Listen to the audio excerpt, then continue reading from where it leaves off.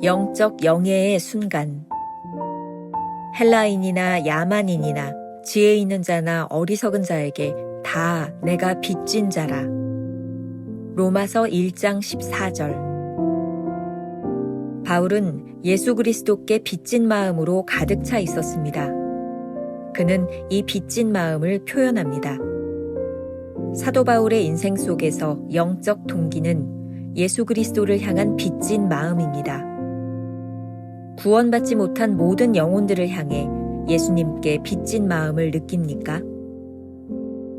성도로서 이제 내 남은 삶의 영적 영광은 예수님께 진 나의 빚을 다른 사람과 관련해 갚아가는 것입니다. 그 이유는 내 삶에 조금이라도 가치가 남아있다면 예수 그리스도의 구속에 빚진 것이기 때문입니다. 나는 지금 다른 사람의 삶 속에 주님께서 그분의 구속을 실제적으로 드러낼 수 있도록 돕는 역할을 하고 있습니까?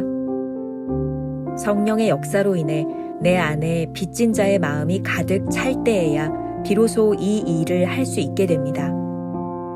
나는 사람들 사이에서 뛰어난 사람이 아니라 주 예수 그리스도의 종된 사람입니다. 너희는 너희의 것이 아니라. 바울은 자신을 예수님께 팔았습니다. 그리고 나는 복음으로 인해 이 땅의 모든 사람들에게 빚진 사람입니다. 나는 주님께 완전한 종이 되었을 때만 자유합니다. 라고 말했습니다. 이는 바로 영적 영광이 무엇인지를 깨달은 인생들의 고백입니다. 자신을 위한 기도를 멈추고 예수님의 종으로서 다른 사람을 위해 사십시오. 이것이 실제 삶 속에서 찢겨진 빵과 부어지는 포도주가 된다는 뜻입니다. 김병삼 목사의 매일 만나 365, 오늘은 7월 15일 영적 영예의 순간이라는 제목으로 말씀을 나누겠습니다. 첫 번째 주제, 빚진 자의 심정으로. 챔버스는 오늘 묵상에서 우리에게 이렇게 질문합니다. 여러분에게 가장 영예로운 영적 순간은 언제입니까? 그리고 여지없이 찢겨진 빵과 부어지는 포도주가 되어야 한다고 말합니다. 오늘 본문은 사도 바울의 자기 정체성을 가장 잘 드러내는 말씀 중에 하나입니다. 챔버스는 이렇게 이야기하고 있습니다. 바울은 예수 그리스도께 빚진 마음으로 가득 차 있었습니다. 그는 이 빚진 마음을 표현합니다.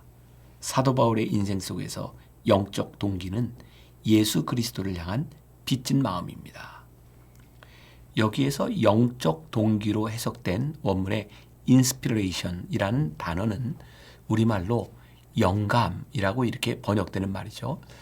어떤 행동을 가능하게 하는 영적 의지와 같은 그 영감이 우리들에게 떠올랐다, 이런 표현입니다. 어떤 행동을 할 때는 행동에 앞선 의지의 작용이 있습니다. 그리스도인은 그 의지를 성령을 통해 얻는 것이죠. 영감을 받는 것입니다. 사도 바울이 영감을 유지할 수 있었던 방법은 그리스도께 빚진 마음을 가지는 것이었습니다. 묵상 본문에서 이렇게 표현되고 있죠. 로마서 1장 14절. 헬라인이나 야만인이나 지혜 있는 자나 어리석은 자에게 다 내가 빚진 자라. 우리가 진 빚은 주님께 갚아야 하는 것이 아닙니다. 주님은 우리에게 부채를 갚도록 요구하시는 분이 아니며 그럴 필요도 없습니다. 주님은 우리에게 베푸신 은혜가 다른 사람에게 흘러가기를 원하십니다. 마치 하나님께서 우리의 죄를 용서하셨으니 우리도 우리에게 죄 지은 자를 용서하는 것이 마땅한 것처럼 말입니다. 챔버스는 이렇게 말합니다. 성도로서 이제 내 남은 삶의 영적 영광은 예수님께 진 나의 빚을 다른 사람과 관련해 갚아가는 것입니다. 부채의식은 우리에게 영적 부담감을 심어줍니다. 이 부채의식이 사라지면 우리의 사명도 끝이 납니다. 이 말이 어떻게 들릴지 모르지만 가치 있는 삶의 원동력은 바로 그 구속의 은혜를 잊지 않는 것입니다. 역설적으로 들릴지 모르지만 그리스도인의 영광스러운 삶은 바로 부채의식에서 시작됩니다. 그러므로 우리는 성령께서 주시는 마음으로 빚진 자의 마음이 사라지지 않도록 끊임없이 기도해야 합니다. 주님은 나의 최고봉 스터디 가이드북에 나오는 내용입니다. 1915년 1월 오스왈드 챔버스는 기도동맹 단체에서 발간하는 월간지에 다음과 같은 글을 실었습니다. 우리 학생들 중 8명은 지금 해외에서 적극적으로 사역하고 있고 올해 안에 6명이 더 나갈 예정입니다. 우리에게 주어진 임무는 우리 가정이 하나님의 영광을 유지하는 것입니다. 성경훈련대학이라는 가정에서 해외나 제1차 세계대전의 전쟁터로 학생들을 파견해 하나님의 영광을 유지하는 일은 챔버스에게 지극히 중요했습니다. 아무리 노력해도 하나님의 은혜를 갚을 길이 없으니 지속적인 사명자의 삶을 살게 되는 것입니다. 끊임없이 빚진 자가 되는 것입니다. 우리가 기억해야 될 한 줄 노트. 빚진 자의 마음을 잃어버리면 사명도 끝이 납니다. 두 번째 주제, 영광의 순간. 챔버스가 하나님의 은혜를 깨닫고 아일랜드 집회에서 아내 비디에게 쓴 편지가 있습니다. 아마도 이 순간 사도 바울의 마음을 그대로 이해했던 것 같습니다. 오스왈드 챔버스의 전기 순종에 나오는 글입니다. 날마다 내 생각과 마음에는 나의 주 예수 그리스도께서 점점 위대해지시고 더욱 중심이 되고 계셔. 우리가 주님께 얼마나 감당할 수 없을 만큼 많은 빚을 지고 있는지, 우리 중 조금이라도 제대로 깨닫는 사람은 거의 없는 것 같아. 주님이 아닌 여러 다른 생각들과 염려에 빠진 수많은 나날들을 생각해 볼 때 후회 막급으로 인한 고통과 분노가 치밀어. 이 세상 신이 다소 고상하고 선한 것들로 온 세상을 얼마나 시끄럽고 복잡하게 만든다는 건지, 결국 우리로 하여금 주님께 헌신하지 못하도록 만들고 있어. 그가 은혜를 받고 아내 비디에게 편지했던 빚진 자의 마음. 빚진 자라는 표현에 만족하지 못하고 사도 바울은 고린도전서 6장 19절에서 이렇게 표현합니다. 너희 몸은 너희가 하나님께로 받은 바 너희 가운데 계신 성령의 전인 줄 알지 못하느냐. 너희는 너희 자신의 것이 아니라. 챔버스는 오늘 묵상에서 아주 짧게 이렇게 표현을 하고 있습니다. 바울은 자신을 예수님께 팔았습니다. 우리가 예수님께 진 빚을 갚을 길이 없을 때에는 그분에게 소유권을 넘기면 되는 것입니다. 그때부터는 살아도 우리가 사는 것이 아니라 그리스도께서 사시는 것입니다. 성령께서 지배하시고 인도하시는 것은 우리가 성령님의 소유, 즉 성전이 되었다는 뜻입니다. 그리스도인의 자유에 대하여 생각해 보겠습니다. 빚진 자인 우리가 어떻게 자유로울 수 있겠습니까? 우리는 갚을 길이 없으니 그분께 모든 소유권을 양도하고 그분이 원하시는 대로 살아야 합니다. 이때 우리는 그리스도 안에서 자유를 누립니다. 사도 바울의 고백이 이해가 되는 순간이죠. 챔버스는 묵상글에서 이렇게 썼습니다. 바울은 자신을 예수님께 팔았습니다. 그리고 나는 복음으로 인해 이 땅의 모든 사람들에게 빚진 사람입니다. 나는 주님께 완전한 종이 되었을 때만 자유합니다. 라고 말했습니다. 챔버스는 이 고백이 영적 영광이 무엇인지 깨달은 사람들의 것이라고 말합니다. 찢겨진 빵과 부어지는 포도주로 살겠다는 가장 영광스러운 삶의 고백이라고 말입니다. 이러한 고백을 할 때 주변이 하나님의 영광으로 가득 찰 것입니다. 세상의 논리로는 절대로 설명할 수 없는 삶이 시작됩니다. 자신을 위한 기도를 멈추고 주님의 종이 되어 다른 사람을 위해 기도하고 섬길 것입니다. 우리가 기억해야 될 한 줄 노트. 그리스도인의 영광은 거드름을 피우지 않고 끝까지 빚진 자의 심정으로 사는 것입니다.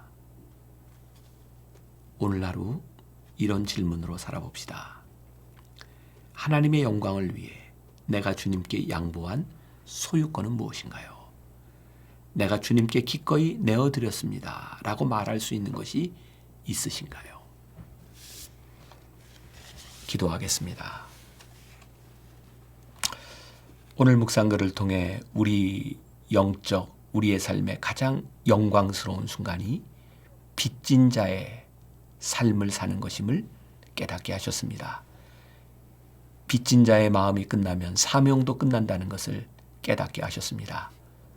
오늘 우리가 하나님 앞에 간절히 기도하는 것, 하나님께서 우리들에게 주신 은혜, 하나님께서 우리들에게 주신 사명 잊지 않게 하여 주옵시고, 우리가 하나님께 우리의 소유권을 넘겨드린다는 것이 우리가 아무것도 아닌 존재가 되는 것이 아니라 하나님의 성전이 되어 하나님 안에서 진정한 자유를 누릴 수 있음을 깨닫게 하여 주시사 오늘 주 안에서 아름답고 복된 삶을 살아가게 하여 주옵시고, 내 소유권을 온전히 주님께 드릴 때 온전히 우리가 자유하게 쓰임받을 수 있음을 고백하는 하루가 되게 하여 주옵소서. 예수님의 이름으로 기도했습니다. 아멘.